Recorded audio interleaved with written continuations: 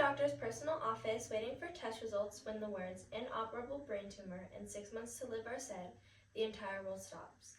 You are told as time goes by you can expect neurological deficits such as seizures, headaches, vision problems, body weakness, fatigue, and severe pain. Knowing that you will be bedridden in a few months and not be able to take care of yourself and be in pain, wouldn't you want to take that burden away from yourself and your family and die in a dignified way that wouldn't cause your family extra pain of having to watch you live that way? Shouldn't a person have a choice to live their last few months or even weeks in agonizing pain, not just physically, but also emotionally?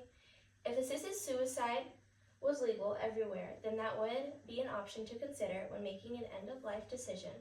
It would also give a person the chance to say their final goodbyes when they're still mentally competent.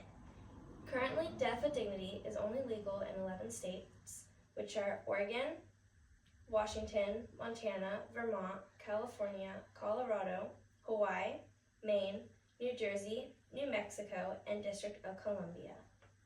With the numbers of states where death with dignity is legal being so low, people have to choose to uproot their lives to move to a state where it is legal just to get some sense of relief. Assisted suicide, in my personal opinion, are the wrong words to use, and I think it should be referred to as death with dignity. Religious beliefs and moral disapproval of suicide are part of the problem for making it legal, as suicide is a sin. If a person is already going to die and will live a life of pain and suffering, then it shouldn't be considered suicide or a sin, but more of a mercy.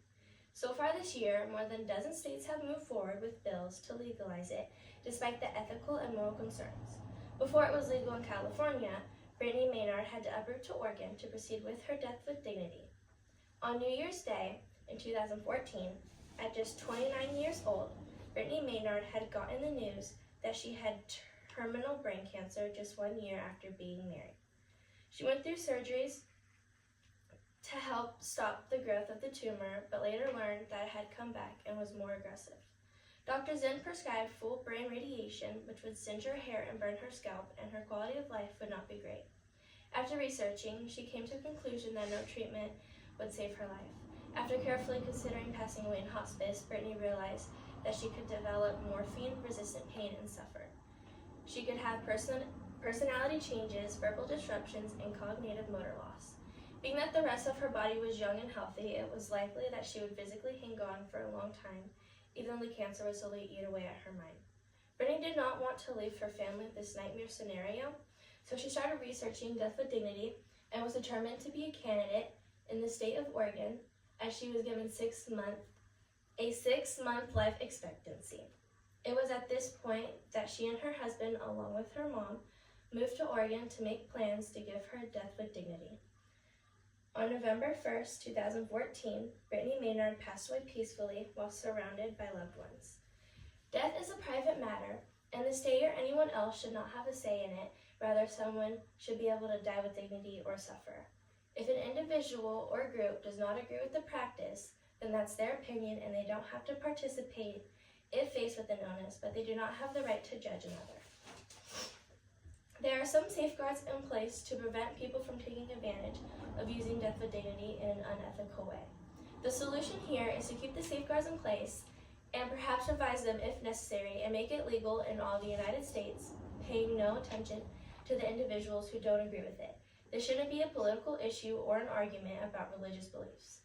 The evolution of assisted suicide has been traumatic throughout history, as the church, politics, and biomedical research have been decisive in this. But if you take out the option of the church and politics and allow biomedical research to strengthen the legal framework, there would be an easier way to make it legal and start the process of helping dying people shorten their period of pain and suffering. Being given the power to choose when you die or who or should be there with you is a freeing feeling when you are being weighed down with the weight of illness and inevitable death. Having the opportunity to say goodbye while you still can and leaving those loved ones with the last healthy moment of you is priceless.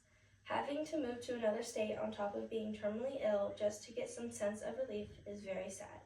Just like Brittany Maynard having to move from California many more people will be forced into do this. But luckily, California has since changed and it's now legal, but more states need to follow suit.